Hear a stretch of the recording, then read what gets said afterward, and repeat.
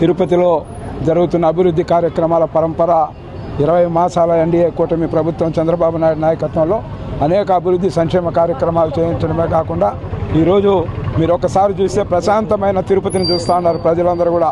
ఈరోజు తిరుపతిలో గంజాయి బ్యాచ్ లేదు, రౌడీయిజం బ్యాచ్ లేదు. ఈరోజు ఉన్నదంతా ఒకటే, అభివృద్ధి ప్రధాన ధ్యేయంగా పనిచేస్తూ సంక్షేమ కార్యక్రమాలు అభివృద్ధి కార్యక్రమాల పరంపర కొనసాగడమే కాకుండా నిన్ననే కూడా ఏదైతే అంతర్జాతీయ మహిళా దినోత్సవం సందర్భంగా కూడా చంద్రబాబు నాయుడు గారు ఇచ్చిన హామీలు ఒకసారి చూస్తే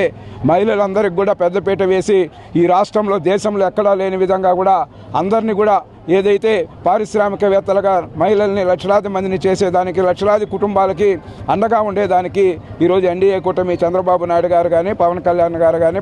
ప్రధానమంత్రి నరేంద్ర మోడీ ఆశీస్సులతో అనేక అభివృద్ధి కార్యక్రమాలు చేయడమే కాకుండా ఈ రాష్ట్రాన్ని మరింత ఉజ్వల భవిష్యత్తు రావాలంటే ప్రజలందరూ కూడా ఎన్డీఏ కూటమి చంద్రబాబు నాయుడు ప్రభుత్వాన్ని ఆశీర్వదించాలని తిరుపతి ప్రజలందరూ కోరుకుంటాను.